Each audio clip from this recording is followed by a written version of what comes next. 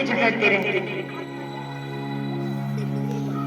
थोड़ा पास हो जाओ इधर, किसान सोचा करता, बीच में आओ, मेरे रहते हुए बीच में आओ। हाल है तो मेरे जाने के बाद ये चारों न जाने कितना लड़ा करेंगे। एक दिन किसान को एक उपाय सूझा। उसने चारों पुत्रों को एक साथ बुलाया और लकड़ियों का एक गट्ठा ले आया। लकड़ी के गट्ठे को बड़े बेटे के हाथ में देकर उसने बोला, अरे बेटा सुनो, आज तुम्हें मेरा एक जरूरी काम करना पड़ेगा। हाँ हाँ, बताइए पिताजी, क्या करना है? वह उत्साह से बोला। तुमको ये लकड़ी का गट्ठर तोड़कर दिखाना होगा। किसान ने कहा। बस इतना सा काम, अभी कर देता हूँ। और गड्ढा लेकर जोर लगाने लगा। बड़े बेटे ने खूब कोशिश की मगर असफल रहा। फिर यही कार्य किसान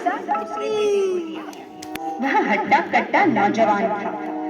अपनी ताकत पर बड़ा नाज था उसे। हंसते हुए उसने कहा, क्या पिताजी, ये तो मेरे बाएं हाथ का खेल है। अच्छा तो करके दिखाओ ना, बातें क्यों बना रहे हो खड़े खड़े? बड़ा बाएं हाथ का खेल है, तोड़ के दिखाओ ये गट्ठर, तब मानो। बड़े भाई ने बोला। तो किसान ने बीच में टोक दिया। अरे भाई झगड़ा मत करो, झगड़ा मत करो, अभी दिखाता हूँ। दूसरे बेटे ने गट्ठर उठाया और लगा जोर लगाया। अरे बाप रे, ये गट्ठर तो टूटता ही नहीं। दम लगाते हुए उसने कहा। बारी बारी से किसान ने बाकी दोनों को भी गट्ठर दिया, पर सभी भाई असफल रहे। चारों को समझ नहीं आ रहा था कि पिताजी चाहते क्या हैं। फिर किसान ने उस गट्ठर को खोल दिया और सारी लकड़ियां अलग अलग हो गई। अब किसान ने चारों भाइयों से कहा, चलो एक आसान काम कर देता हूँ। अब एक एक लकड़ी उठाओ और तोड़ने का प्रयास करो। इस बार बड़ी ही आसानी से चारों भाइयों ने एक एक लकड़ी उठाई और तोड़ दी।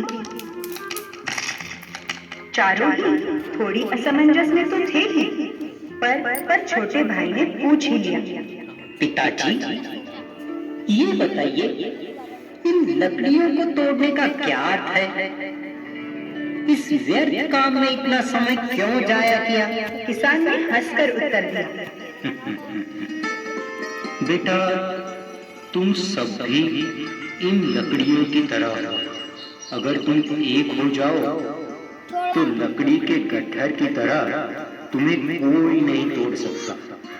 पर अगर अलग अलग बिखर जाओगे तो कमजोर हो जाओगे, वो कोई भी तुम्हें आसानी से तोड़ देगा।